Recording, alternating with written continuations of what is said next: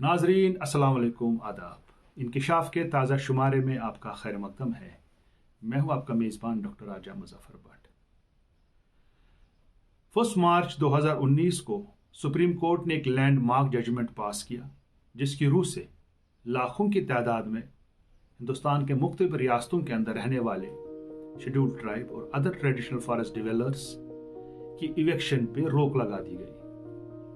जो लोग जंगलों में रहते थे या जंगलों के पास रहते थे, चाहे वो शेड्यूल्ड ट्राइब थे या अदर ट्रेडिशनल फॉरेस्ट डिवेलपर्स थे, उनकी जो क्लेम्स है रद्द की गई थी, चाहे सब डिवीजन लेवल कमेटी हो, चाहे डिस्ट्रिक्ट लेवल कमेटी हो, अंडर फॉरेस्ट राइट्स एक्ट 2006।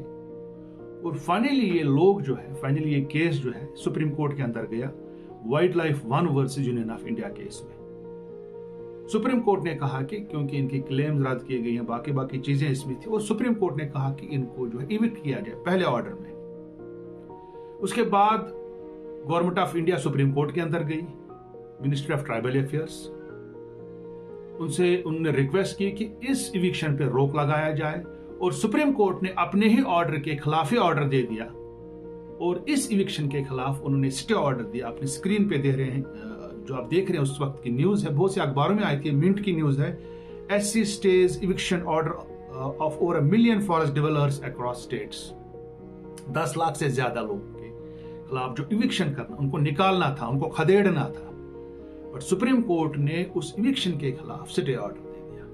उसके बाद और एक न्यूज है, उसके बाद सुप्रीम कोर्ट, आप टेलीग्राफ की न्यूज देख रहे हैं, supreme court stay order on eviction of forest developers is a welcome move. लोगों ने इसका वेलकम किया, सियासतदानों ने इसका वेलकम किया कि आप कैसे जो है ट्रेडिशनल फॉरेस्ट डिवेलपर्स जो जंगलों के अंदर रहते हैं या जंगलों के पास रहते हैं सदियों से, आप इनको कैसे निकाल सकते हैं। तो सुप्रीम कोर्ट ने वो स्टे दे दिया, क्योंकि forest rights act Jammu Kashmir में लागू नहीं था, और दफा 370 के एब्रोगेशन के बाद ये कानून यहाँ पे लागू हो गया।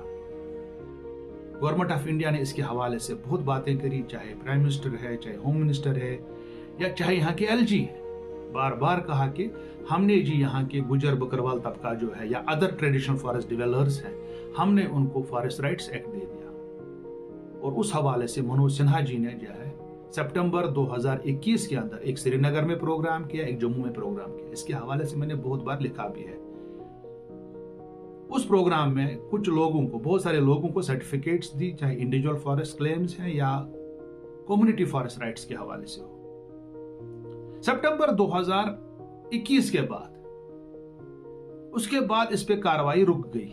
उसके बाद और क्लेम्स नहीं दी गई, और चाहे sub division level committee headed by SDMs या district level committee headed by deputy commissioners, उसके बाद कोई प्रोसेस नहीं हुई कि फॉरेस्ट राइट के हवाले से जिन लोगों ने क्लेम फॉर्म भरे हैं, चाहे इंडिविजुअल क्लेम है 1 कनाल 2 कनाल लैंड के लिए, वो पिछले सदियों से उस पे कोई मक्की बो रहा है, किसी ने कोई पेड़ लगाए, कोई सब्जी लगा रहा है, उन्होंने उसके लिए जो क्या बोलते हैं उसके राइट्स के लिए उन्होंने अप्लाई किया, बट उनको राइट्स नहीं मिले।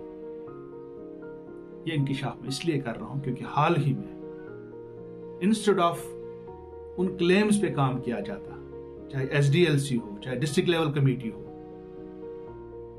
फॉरेस्ट डिपार्टमेंट ने एक इलाके में, नौरोज बाबा जिसका नाम है, दूर इफ्तादा इलाका है, गुलमर्ग का इलाका जो टंगमर्ग स्पेशल सब डिवीजन है, स्पेशल डिवीजन है फॉरेस्ट का, उस इलाके में उन्होंने इविक्शन नोटिस निकाली फिर से। इस इविक्शन पे पहले ही मैंने कहा कि सुप्रीम कोर्ट की बैन है, सुप्रीम कोर्ट ने इसको स्टे किया है, और फॉरेस्ट राइट्स एक्ट पे भी कार्रवाई होनी है। अभी कार्रवाई हुई नहीं यहाँ पे, न तो सब डिवीजन लेवल कमेटी ने कोई रिपोर्ट दिया, न डिस्ट्रिक्ट लेवल कमेटी, चाहे बड़गाम है, बारामूला है, पुलवामा है, अभी उनका रिपोर्ट आया नहीं है, अभी वहां क्लेम सबमिट नहीं हुए, अभी उस पर डिस्कशन नहीं हुए, अभी उस पर डिलिब्रेशन नहीं हुए हैं। चाहे हमारे DDC मेंबरान है, चाहे BDC मेंबरान है, चाहे DDC चेयरपर्सन है, किसी पे कोई कार्रवाई नहीं हुई अभी तक। उन्होंने उस पर कोई फॉर्मल मीटिंग्स ही नहीं हुई है। उससे पहले ही जो है इविक्शन नोटिस निकाली गई। एक आपके स्क्रीन पे आ रहा है, मोहम्मद डार है उनका नाम, मोहम्मद भी गलत स्पेलिंग लिखी है, सनाफ अकबर डार, नौरोज बाबा, ये खाग के अंदर है, बट फॉरेस्ट डिवीजन टंगमर्ग में आता है। ये रेंज ऑफिसर हैं, SP रेंज बीरवा, श्री प्रताप रेंज, श्री प्रतापपुरा रेंज भीरवा, इन्होंने इसको नोटिस निकाली है कि आपने जमीन पे कब्जा किया है। जब मैंने अपनी तरफ से इन्वेस्टिगेशन की, पूछा वहां पे, मुझे पता चला कि ये मोहम्मद डार जो है तकरीबन 90 साल की उम्र का है। जहां तक शेड्यूल ट्राइब्स की बात है, उनके लिए 15 साल है। 15 साल टाइम पीरियड है, एक गांव में वो रिहाइश पजीर होने चाहिए, उनका फिर क्लेम बनता है फॉरेस्ट राइट एक्ट में। जहां तक नॉन ट्राइबल्स की बात है, other traditional forest developers, OTFD जिनको कहा जाता है, उनके लिए जो है 3 जनरेशन से वो वहां गांव में रहने होने चाहिए, या 3 जनरेशन से या 75 ईयर्स से। जहां तक मोहम्मद डार का ताल्लुक है, गुलाम मोहम्मद डार का ताल्लुक है, ये बंदा जो है इस गांव के अंदर 90 साल से रह रहा है। इसका बाप भी वहां का था, इसका दादा भी वहां का था। इसने क्लेम फॉर्म भरा है, क्लेम फॉर्म पे कोई डिलिब्रेशन नहीं हुआ, कोई डिस्कशन नहीं हुआ, SDLC कोई मीटिंग नहीं हुई, सब डिवीजन लेवल कमेटी की या डिस्ट्रिक्ट लेवल फॉरेस्ट कमेटी की मीटिंग नहीं हुई, उससे पहले ही जो है इविक्शन नोटिस निकाली गई। This is completely against the forest rights act and it is a clear violation of supreme court direction, जिन्होंने इविक्शन पे बैन लगाई है।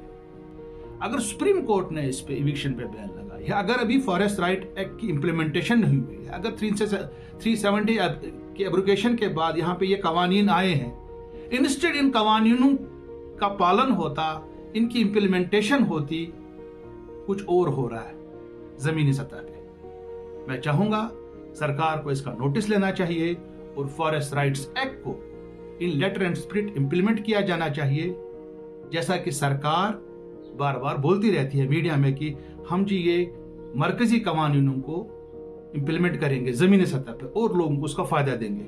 मैं चाहूंगा यहाँ की जो शेड्यूल ट्राइब कम्युनिटी है, गुजर बकरवाल है, या अदर ट्रेडिशनल फॉरेस्ट डिवेलपर्स हैं, या चौपान है, या बाकी लोग भी हैं, या जम्मू के डोगरे हैं जो पहाड़ों में रहते हैं, उनको फॉरेस्ट राइट एक्ट के तहत एंटाइटलमेंट मिलना चाहिए। अगले इंकशाफ तक देखते रहिए कश्मीर ऑब्जर्वर। खुदा हाफिज।